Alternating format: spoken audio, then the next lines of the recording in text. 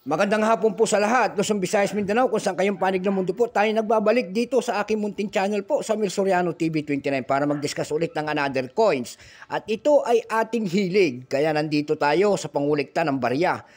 Ito ang ating pinasok na propesyon kasi ito ang ating hilig, mangulikta ng mga barya. Ayan po, magandang hapon po sa aking mga subscriber kung saan kayong panig ng mundo po. Thank you so much po. Ayan. Yung mga hindi pa nanonood naman at hindi pa nakapag-subscribe dito sa aking YouTube channel at malaking tulong naman po sana kung pipindutin nyo ang ating notification bell, like and share kasi malaking bagay na yan sa atin. God bless po. Ayan. At magandang hapon po sa ating mga kolektor. Ayan. Numismatist ng Pilipinas. Ang pag-usapan po natin ngayon ay world coins. Ayan. Ang ating pag-uusapan, nasaan na ba? Thailand coins po ang ating pag-uusapan ngayon. Ayan. Ayan ang ating pag-uusapan, Thailand coins. World coins, foreign coins. Ayan. Bago tayo magsimula, ayan po, kilalanin muna natin siya. Issue po, Thailand.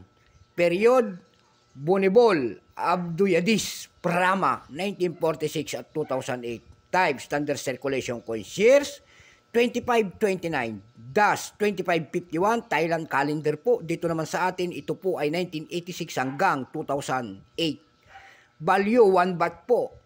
Currency baht 1897 up to date po. Composition po nito ay copper nickel. May bigat po itong 3.4 grams. May haba po itong 20 mm lamang. May kapal po itong 1.48 mm.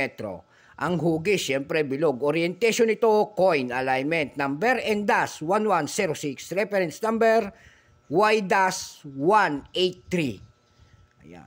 Dalawang variety po ang ginawa ng Thailand sa barya na ito. May tinatawag sila rito 10 rin. Ayan. 0.13%. Ayan.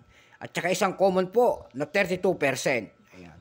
Dako tayo doon sa 1992 na 10 ren na tinatawag niya, yung 0.3%. No price appraisal po, lahat bakante. Wala may pakita.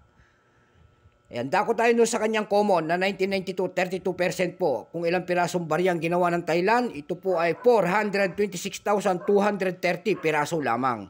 Ito po ay may selling price na doon sa ating numista.com. Ayan, binigyan na ng presyo ng ating mga kolektor. Yung kanyang almost uncirculated, 13. Uncirculated po, 30 pesos only. Dako naman tayo sa kanyang mga selling price doon sa ating mga numista.com. Doon sa ating ab.com po, may nagbebenta na nito ng $1. Meron na rin tayo nakita doon na nagbebenta nito ng $1.49. Doon po sa ating carousel page po, dito lang sa ating Pilipinas. May nagbebenta na po doon ng 60 pesos per piece at saka 100 pesos per piece. Ayun lang ang kanyang presyo na aking may babahagi at wala na, sagad na. Ayan po. Yung mga ano na naman dyan, ating mga ano dyan, sasabihin na naman nila kung bibili tayo nito. Hindi na po tayo nabibili ng mga ganito at wala pa naman tayong ano nito. Ayan po. Ang binibili po natin, mga silver coins na. Ayan po. So magandang hapon po, Luzon, Visayas, Mindanao. Kung saan kayong panig ng mundo po. God bless po sa lahat and take care. Paluban sana tayo ng Panginoon sa buhay natin sa araw-araw po and God bless.